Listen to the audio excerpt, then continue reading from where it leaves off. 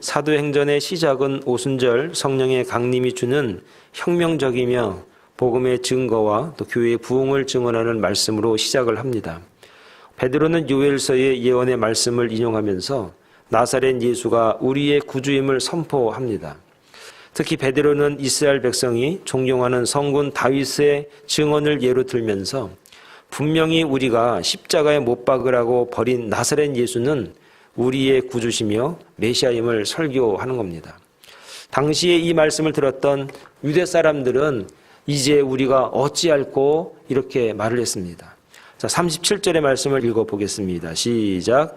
그들이 이 말을 듣고 마음에 찔려 베드로와 다른 사도들에게 물어 이르되 형제들아 우리가 어찌할꼬 하거늘 그랬습니다. 여기서 마음에 찔렸다라고 하는 그 원래 의미가 무엇이냐면 주먹으로 때렸다 그런 의미가 있습니다. 또 뾰족한 것으로 찔러가지고 뚫어버렸다라고 하는 의미로 해석하는 사전도 있습니다. 또 어떤 사전에는 정신을 잃어버렸다, 실신했다 그런 의미로 해석도 해줍니다. 그러니까 이들이 마음에 찔렸다 이런 의미는 제정신으로 살아갈 수 없을 만큼 똑바로 정신을 차릴 수 없을 만큼의 힘든 충격이 그들에게 주어졌다는 겁니다. 그래서 이것을 어떻게 할 줄 몰라서 그들의 입에서 이렇게 말하는 겁니다. 우리가 어찌할꼬 이런 감탄사를 계속해서 말하고 있습니다. 이 37절의 말에 우리가 어찌할꼬라고 하는 이 단어가 두 곳에 더 사용이 되고 있는데 그 두 곳이 어디냐면 바로 로마서 16장 30절과 그리고 사도행전 22장 10절에 어찌할꼬라고 하는 단어가 또 한 번 사용이 됩니다. 로마서 16장 30절에는 어떤 내용이 있냐면 바울과 실라가 밤중에 옥에서 찬양하고 영광을 돌리는 중에 지진이 일어나게 되었습니다. 옥문이 열리고 착고가 풀려서 감옥을 지키고 있던 사람이 내가 죄수들을 잃어버렸나 보다 해가지고 스스로 자결하려고 하는 그 순간 바울과 실라가 죽지 말라고 그렇게 하지 말라고 우리가 도망가지 않았다라고 이야기를 했습니다.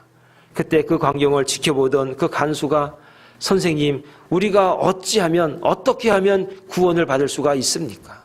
우리 가정이 내가 어떻게 해야만이 구원을 받을 수가 있습니까? 라고 소리쳤습니다. 그 부분에서 바로 그 간수가 한 말 중에 하나가 어찌할꼬 어떻게 하면 하는 단어가 오늘 본문의 내용과 같은 겁니다. 또 하나는 사도행전 22장 10절에 보면은 바울이 다메섹으로 가는 도중에 예수님을 만나서 음성을 듣고 그가 눈이 멀어버렸습니다. 그리고 그가 지난 일에 대해서 생각을 했습니다.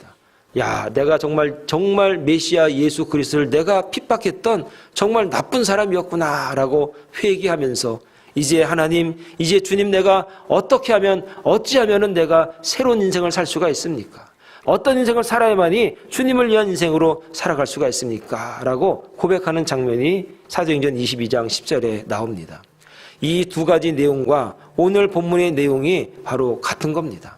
오늘 본문의 내용을 가만히 보면은 사도들에게 물어 이르되 형제들아 우리가 어찌할꼬 이 표현은 굉장히 격앙돼 있고 뭘 어떻게 할지 몰라서 땅을 치고 가슴을 치면서 이제 내가 어떻게 해야 되는가? 내가 이제 뭘 어떻게 되는가? 내가 십자가에 못 박으라고 한 그분이 바로 메시아인데 이제 내가 어떻게 하면 되겠는가? 라고 하는 내용이다라고 하는 것입니다. 지난주 우리가 부활절을 보냈습니다. 그리고 주님의 부활에 우리가 동참하는 그런 성찬 예식도 우리가 함께 참여를 했습니다. 그렇다면 우리가 그 부활이 오늘 우리를 위한 부활이라면 또 오늘 이 베드로의 오순절의 이 설교의 말씀이 나를 향한 그 말씀이라면 이 말씀을 듣고 내가 어떻게 살 것인가? 내가 이제 앞으로 어떤 모습으로 변화받아야 될 것인가? 어떻게 하나님의 뜻을 이뤄갈 것인가를 생각하고 고민할 수 있는 그런 귀한 시간 되기를 바라겠습니다. 두 번째로 세례를 받기 위해서 세례 자리에 나오는 그 모습이 41절에 나오게 됩니다. 그 말을 받은 사람들은 세례를 받음에 이날의 신도의 수가 3,000이나 더하더라 그랬습니다. 이들이 자신들이 마음에 찔렸습니다. 내가 정말 이제는 그전처럼 살면 안 되겠구나. 내가 예수 그리스도를 믿고 이제 새로운 인생을 살아가야 되는데 그렇다면 내가 어떻게 해야 될 것인가? 첫 번째 행동이 세례받으러 그들이 나왔다라고 하는 겁니다. 여러분 성경에서 말하는 세례는 몇 가지 의미를 가지고 있는데 그 첫 번째 의미가 무엇이냐면 깨끗함, 정결함을 위한 방법이 세례였습니다. 세례는 교회가 탄생하기 전부터 행해졌던 행위가 세례였습니다. 예수님 이후에 교회가 세워졌는데 예수님도 세례 요한으로부터 세례를 받지 않으셨습니까? 고대 유대인들은 개종자들의 깨끗게 함을 의미하기 위해서 세례를 행하곤 했습니다. 비단 이방인들뿐만 아니라 모든 사람들에게 세례받을 것을 요구한 이유가 무엇이냐면 이제 깨끗하게 정결하게 살 수 있는 시작을 주기 위해서 세례를 베풀었다라고 하는 겁니다. 이들이 하나님의 말씀을 듣고 제일 먼저 행한 게 무엇이냐? 세례 자리로 나간 겁니다. 하나님, 이제는 내가 깨끗하게 살겠습니다. 내가 지난 시간에 모든 죄를 뒤로 가고 내가 정결한 모습으로 주님 앞에 나아가겠습니다. 내가 정말 어제까지는, 아니 좀까지는 내가 정말로 부족하고 연약하고 더러운 존재였다면, 죄 많은 존재였다면 이제부터는 깨끗하고 정결한 존재로 그런 주의 종으로 살아가겠습니다 라고 하는 결의의 모습이 세례의 자리다라고 하는 겁니다. 오늘 저와 여러분들에게 주어지는 하나님의 은혜가 무엇인가? 내가 세례의 자리로 나아가서 세례받음으로 말미암아 정결하게 깨끗하게 죄의 사함을 받을 수 있다는 사실을 여러분 믿을 수 있기를 바라겠습니다. 세례의 두 번째 의미가 무엇이냐면 그 당시에 교회의 일원이 되는 방법이 세례였습니다. 세례의 또 다른 의미가 무엇이냐? 예수님이 제정하신 것인데 세례를 베풀 때 이렇게 하라고 했습니다. 성부와 성자와 성령의 이름으로 세례를 주라 말씀하셨습니다. 이것은 무엇입니까? 이제 내가 주님의 이름으로 세워진 몸된 교회에 내가 일원이 되었다라고 하는 인정을 받기 위해서 세례를 바로 베풀기도 하고 세례를 받기도 했다는 겁니다. 이제 이들은 은혜 받았습니다. 성도가 되었으니 성도답게 살겠다라고 하는 결의와 결단이 바로 세례였던 겁니다. 오늘 저와 여러분들이 세례 받았다면, 세례 교인이라면 이제 내가 성도로 살아가는 겁니다. 교회의 일원으로 살아가는 겁니다. 교회를 갖다가 다른 말로 주님의 몸된 교회다 그렇게 말합니다. 우리가 이제는 주님의 몸의 일부가 되었다라고 하는 겁니다. 그래서 나를 함부로 해도 않는 것입니다. 내가 더러워져도 안 되는 것입니다. 주님의 몸된 종이 되기 때문인 것입니다. 세 번째는 죄에 대해서는 이제는 죽고 그리스도 안에서 새롭게 살아나는 것을 갖다가 세례라 그러는 겁니다. 로마서 6장 11절에 보니까 이렇게 말합니다. 이와 같이 너희도 너희 자신을 죄에 대하여는 죽은 자요 그리스도 예수 안에서 하나님께 대하여 살아있는 자로 여길지니라 말씀하고 있습니다. 세례를 통해서 우리의 지난 시간의 모든 죄는 주님과 함께 십자가와 함께 다 죽이는 겁니다. 다시 나오면서 우리는 이제는 예수 그리스도 안에서 하나님께 대하여 살아있는 자로 여겨지는 것입니다. 오늘 저와 여러분들은 이제 세례받은 세례교인이 됨으로 말미암아 이제는 지난 시간에 모든 죄는 죽었습니다. 지옥 갈 죄는 다 죽였습니다. 우리는 그런 죄는 없습니다. 우리는 예수 그리스도 안에서 하나님에 대하여 살아있는 자가 된 겁니다. 오늘 저와 여러분들은 내가 이런 존재가 되었으니 내가 이제 앞으로 어떻게 살아갈 것인가? 하나님에 대하여 살아가고 예수 그리스도 안에서 살아갈 수 있는 거룩한 존재가 됨을 여러분 믿고 내가 정말 세례받은 자의 모습으로 승리하는 삶을 살아가는 거룩한 종들이 다 되기를 간절히 축원합니다. 큰 세 번째로 기도에 전혀 힘썼다. 42절에 그렇게 말하고 있습니다. 그들이 사도의 가르침을 받아 서로 교제하고 떡을 떼며 오로지 기도하기를 힘쓰니라 그랬습니다. 오늘 이 말씀을 유심히 잘 살펴야 될 이유가 있습니다. 사도의 가르침이라 하는 말씀이 있는데 사도라고 하는 단어를 갖다가 복수로 늘 씁니다. 그런데 이 가르침이라고 하는 단어는 단수로 씁니다. 사도들이 하나가 아니라 11명의 사도가 그 당시에 있었습니다. 하나가 나중에 선출이 되어서 12명이 됩니다. 그리고 나중에 사도 바울까지 합치면 13명이 공식적인 사도로 인정을 받습니다. 사도들이 한 사람의 가르침이 아니라 여러 명의 사도들의 가르침이 있다는 얘기입니다. 그런데 중요한 것은 무엇이냐? 그 가르침의 내용은 한 가지라는 겁니다. 우리가 여러 명의 설교를 들을 수가 있습니다. 여러 곳에 가서 우리가 배울 수가 있습니다. 가르침을 받을 수가 있습니다. 그런데 중요한 것은 그 내용이 한 가지이어야 한다는 겁니다. 이게 복음입니다. 이게 사도들의 가르침이었고 그 당시 초대교회 때 성도들에게 주어진 가르침의 내용이었습니다. 그럼 그 가르침의 내용이 무엇이냐? 오늘 42절의 내용을 보면 서로 교제하고 그리고 떡을 떼며 떡을 떼는 것은 두 가지입니다. 성찬을 할 때 주님의 몸을 떼는 것을 말하는 겁니다. 또 하나는 무엇이냐? 자기가 가지고 있는 음식, 먹을 것을 나눠주고 헌신하고 도와주는 것, 그걸 말하는 겁니다. 세 번째, 기도하기를 힘쓰니라 그랬습니다. 이 문장을 한꺼번에 쭉 읽으면은 기도가 제일 마지막에 있기 때문에 제일 중요한 게 기도구나라고 생각할 수 있습니다. 그래서 기도가 최고야, 기도하면 다 돼, 기도하면 기도가 제일 중요한 거야, 이렇게 우리는 생각할 수 있으나 기도가 최고고 기도가 제일 중요한 거고 기도만 하라고 말하는 것이 아니라는 겁니다. 여러 명의 사도들의 가르침이 있었습니다. 그 중심은 하나였습니다. 모든 교제가, 모든 떡을 떼는 것이, 모든 기도하는 것이 뭐가 더 중요하고 뭐가 더 강조된 것이 아니라 똑같이 중요하다는 사도들의 가르침이다라는 것입니다. 오늘 저와 여러분들이 은혜 받았습니다. 그리고 우리가 은사도 있습니다. 우리가 맡은 달란트가 다 다릅니다. 그래서 나는 그건 못하니까 이것만 할 거야. 나는 기도는 못하니까 이것만 할 거야. 나는 기도만 할 거야. 이런 것이 사도의 가르침이 아니라는 겁니다. 사도들은 교제가 굉장히 중요하다고 가르쳤습니다. 우리가 하나의 지체가 되었다. 이제 성도들이 힘들고 어려울 때 그건 성도들이 힘든 게 아니라 내가 힘들고 내가 아픈 것이다.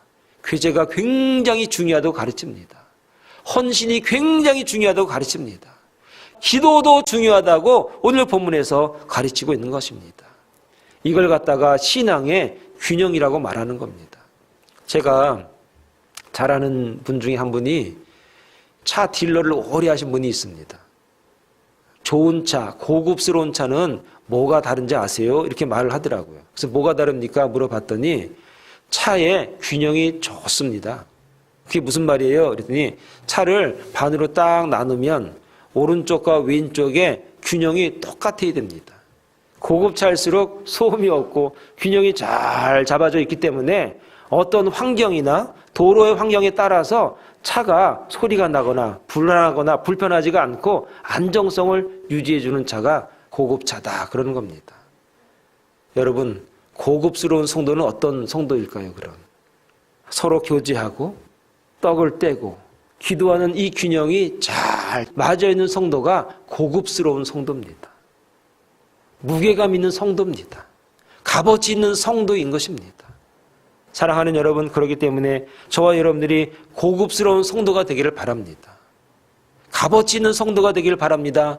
이 신앙의 균형 감각을 잘 유지함으로 말미암아서 누가 봐도 고급스럽고 누가 봐도 값어치 있는 그런 성도라고 그렇게 인정받을 수 있는 그런 저와 여러분들 되기를 간절히 축원합니다. 마지막으로 날마다 마음을 같이 하는 사람들이 되었다라고 합니다. 46절 말씀을 한번 다 같이 읽어봅니다. 날마다 마음을 같이하여 성전에 모이기를 힘쓰고 집에서 떡을 떼며 기쁨과 순전한 마음으로 음식을 먹고 그랬습니다. 은혜 받고 나니까, 세례 받고 나니까, 그리고 사도의 가르침을 잘 받고 나니까 이들이 마음을 항상 같이 하는 습관들이 생겼습니다. 날마다 마음을 같이 하니까 굉장히 좋은 겁니다. 장로님, 제가 그렇게 할게요. 집사님, 우리가 그렇게 하기로 했어요.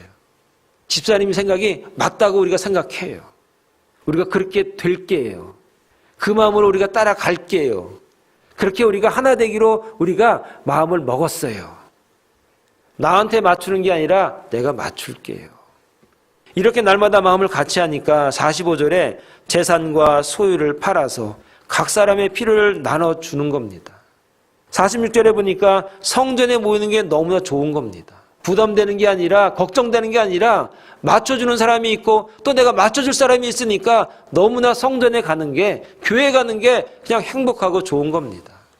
47절에 보니까 하나님을 찬미합니다. 한 마음이 되니까 찬양이 절로 나오는 겁니다. 늘 기쁨이 있는 겁니다. 은혜가 충만한 겁니다. 그래서 마지막 절에 보니까 뭐라고 말하냐면 주께서 구원받는 사람을 날마다 더하게 하시느니라 그랬습니다.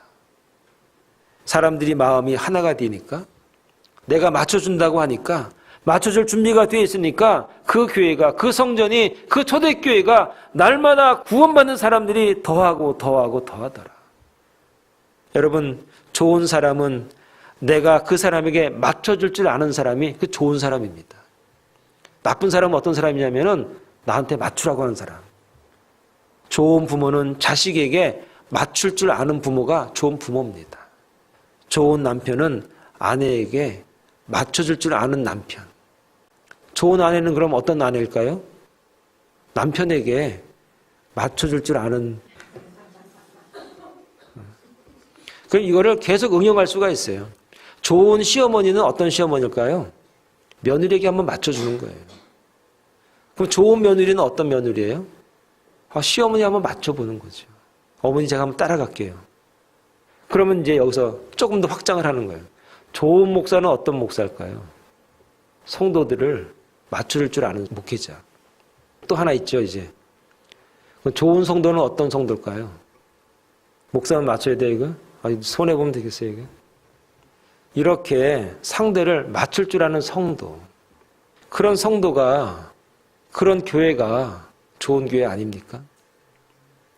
그러면은 이거를 실천하려면은 우리가 어떤 말을 할까 제가 고민을 해봤는데 2가지 정도만 할 줄 알면은 굉장히 서로의 마음을 이해할 수 있고 서로의 마음이 하나가 될 수 있겠다. 첫째가 뭔가 봤더니 그렇구나. 이것만 해도 마음이 맞아지겠더라고요. 그렇구나. 그렇구나. 이것만 잘해도 마음이 하나가 되겠어요. 또 하나 뭐냐면 그랬었구나. 그러니까 얘기하다 보니까 그랬었구나. 이것만 하면은 마음이 맞아지겠더라고요. 여러분, 이러니까 무슨 싸움이 있겠어요? 이러니까 무슨 불만이 있겠어요? 서로 마음이 맞고 이해할 수 있는데 뭐가 불만이 있겠어요? 서로 맞춰주려고 하는데 너무 고맙죠. 너무 감사하죠. 내가 알고 있다는 게 감사하고 내가 성도라는 게 감사하고 내가 교회에 있다는 게 감사하고. 제가 미국에 오니까 이제 음식 문화가 많이 다른데 사실 처음에 이게 뭔 맛이야 하고 잘 못 먹었던 것 중에 하나가 뭐냐면 으깬 감자. 근데 요즘에 너무 맛있어요. 근데 감자를 가만히 생각을 해보니까 감자는 나중에 메시포테이토가 돼서 우리에게 귀한 영양을 공급해주고 맛을 공급해주는데 본인의 형체는 아무것도 없는 거예요. 근데 맛은 살아있는 거예요. 그거 보면서 영감이 떠오르는 거예요. 하나님께서 우리가 메시포테이토처럼 우리의 형체는 없어져도 맛은 살아있고 영향력은 끼칠 수 있도록 그렇게 되기를 원하시는 거구나. 성도가 이 땅에서 살아가는 방식이 참 많습니다. 성도가 살아가는 방식이 어찌 보면은 이렇게 우리의 형태는 우리의 모양은 좀 없어져도 지속적으로 맛을 낼 수 있는 그런 모습이 하나님이 원하는 모습이 아닌가. 유능한 사람이라도 자신을 드러낼 때 그 영향력을 인정받기보다는 견제를 받기 쉬운 게 오늘 우리 사회 아닙니까? 똑똑하고 이러면 견제부터 하죠. 장점을 드러내면 경쟁심이 촉발되지만 약점을 나누면 공감대가 형성이 돼요. 참 희한합니다. 약점이 있으면 그거는 받아주는 거예요. 성도는 세상에서 좋은 영향력과 호감을 동시에 얻어야 하는 게 성도예요. 그래서 성도로 살기가 쉽지 않은 거예요. 그래서 이 2가지를 동시에 얻을 수 있는 길이 무엇인가 생각해 보니까 우리의 형체만 없으면 되는 거예요. 근데 맛은 살아있으면 되는 거예요. 예수님께서 우리에게 세상을 위한 소금이다 라고 말씀하신 이유가 그것이 아닌가. 소금이 그냥 덩어리로 있으면 무슨 소용이 있겠어요? 녹아서 국에 들어가고 생선에 들어가고 야채에 들어가고 미역국에 들어가야만이 형체는 없지만 맛은 살려주는, 맛이 있는. 사랑하는 여러분, 날마다 마음을 같이 한다는 것은 서로 으깬 감자가 되는 것입니다. 이제 우리 교회가, 저와 여러분들이 어떻게 살아가야 할까요? 기도하겠습니다.